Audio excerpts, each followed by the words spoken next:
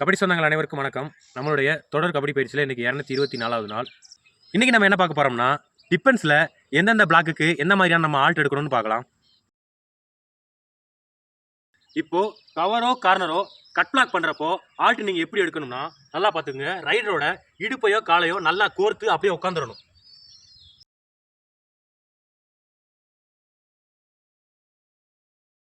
இப்போது cover and corner running block பண்ணுறப்போ ஆல்ட் நீங்கள் கூடவே வந்து உங்கள் ஷோல்டரை நல்லா பிளேயரை ஒட்டி காலை நல்லா ஊனி நீங்கள் பவராக வெளியே தள்ளுங்க. Cover and corner cut block பண்ணுறப்பையோ பிளாக் பண்ணுறப்பையோ ரைடர்ஸ் வந்து டுக்கி அடித்தா ரெண்டு டிஃபெண்டர் என்ன பண்ணுறீங்கன்னா, ரெண்டு காலை நல்லா க்ளோஸாக வச்சு வர பிளேயரை அப்படியே லாக் பண்ணுங்கள்.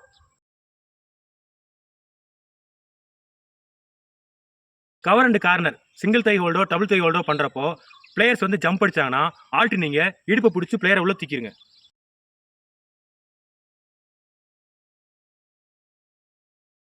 நல்லா பவராக முட்டுற பிளேயரை டிஃபெண்டர்ஸ் நீங்கள் சைடில் இருந்து நல்லா பவராக அடித்து பிளாக் பண்ணி வெளியே தள்ளுங்க. இப்போது நல்லா விலக்கி விடுற பிளேயரை டிஃபெண்டர் நீங்கள் எப்பயுமே நீங்கள் செயினோட தான் பிளாக் பண்ணணும். உங்களை விலக்கி விட்டாலும் நீங்கள் என்ன செய்யலாம், செயினோட நீங்கள் உள்ளே வந்து பிளாக் பண்ணிடலாம். இதில் பார்ட் 2 வீடியோ நாளைக்கு பார்க்கலாம். உங்கள் அனைவருக்கும் வணக்கம்.